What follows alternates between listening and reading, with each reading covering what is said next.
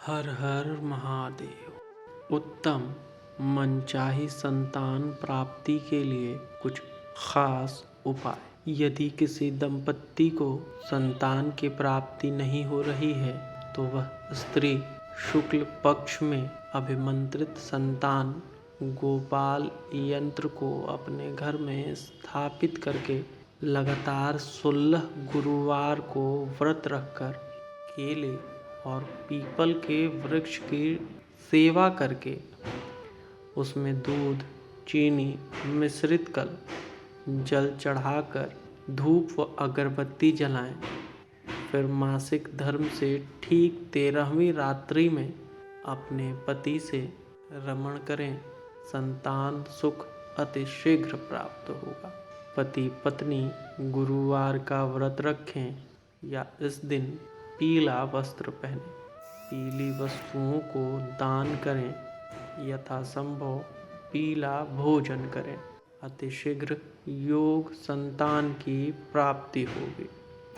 संतान सुख के लिए स्त्री गेहूं के आटे की 2 मोटी लोई बनाकर उसमें भीगे चने की दाल और थोड़ी सी हल्दी मिलाकर नियम पूर्वक गाय को खिलाएं।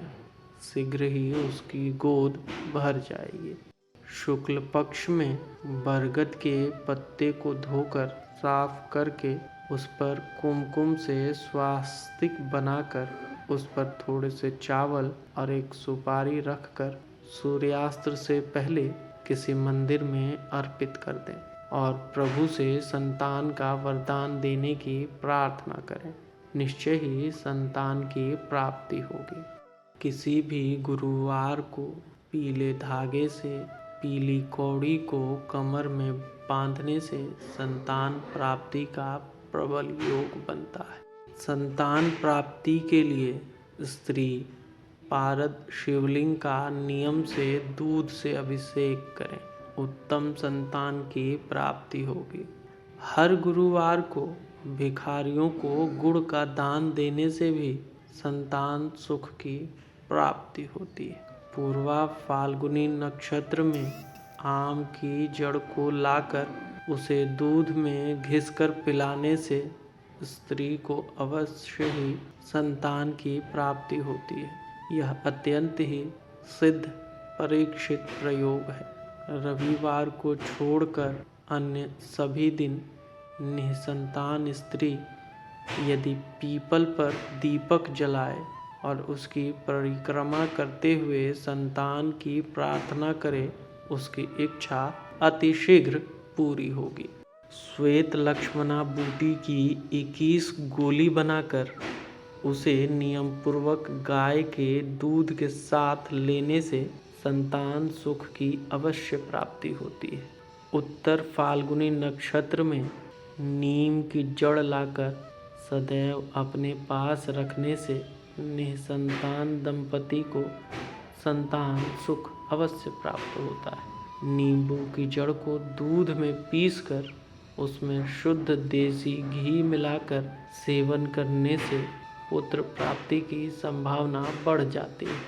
माघ शुक्ल षष्ठी को संतान प्राप्ति की कामना में शीतल षष्ठी का व्रत रखा जाता है। कहीं कहीं इसे बासियोरा नाम से भी जाना जाता है। इस दिन प्रातःकाल स्नान आदि से निवृत्त होकर माँ शीतला देवी का षोडशोपचार पूर्वक पूजन करना चाहिए। उस दिन बासी भोजन का भोग लगाकर बासी भोजन ग्रहण किया जाता है। उत्तम पुत्र प्राप्ति हेतु स्त्री को हमेशा पुरुष के बाएं तरफ सोना चाहिए। कुछ देर बाईं करवट लेटने से दायां स्वर और दाहिनी करवट लेने से बायां स्वर चालू हो जाता है। इस स्थिति में जब पुरुष का दायां स्वर चलने लगे और स्त्री का बायां स्वर चलने लगे तभी दंपति को आपस में संबंध बनाना चाहिए। इस स्थिति में अगर गर्भाधान हो गया तो अवश्य ही पुत्र उत्पन्न होगा। कौन सा स्वर चल रहा है इसकी जांच नथुनों पर उंगली रखकर कर सकते हैं। योग कन्या संतान की प्राप्ति के लिए स्त्री को हमेशा पुरुष के दाहिनी ओर सोना चाहिए। इस स्थिति में स्त्री का दाहिना स्वर चलने लगेगा और स्त्री के बाएं तरफ लेटे पुरुष का बायां स्वर चलने लगेगा। इस स्थिति में अगर गर्भ ठहरता है तो निश्चय ही सुयोग्य और गुणवान कन्या प्राप्त होगी। प्राचीन संस्कृत पुस्तक सर्वोदय में लिखा है कि गर्भाधान के समय स्त्री का दाहिना श्वास चले तो पुत्री तथा बायां श्वास चले तो पुत्र होगा। मासिक धर्म शुरू होने के प्रथम 4 दिवसों में संबंध बनाने से पुरुष अनेकों रोगों को प्राप्त करता है। कुछ रातें ये भी हैं जिसमें हमें संबंध बनाने से बचना चाहिए, जैसे अष्टमी, एकादशी, त्रयोदशी, चतुर्दशी, पूर्णिमा और अमावस्या। गर्भाधान के लिए ऋतुकाल की 8वीं, 10वीं और 12वीं रात्रि सर्वश्रेष्ठ माना गया है। इन रात्रियों में संबंध बनाने के बाद स्त्री के गर्भाधारण करने को संतान की कामना रखने वाले दंपतियों को श्रेष्ठ संतान की प्राप्ति की संभावना बहुत बढ़ जाती है। ऊपर संतान प्राप्ति के कई उपाय बताए गए हैं। आप अपनी इच्छा शक्ति के अनुसार कोई भी उपाय कर अपने जीवन में उत्तम संतान और उत्तम संबंध प्राप्त कर सकते हैं।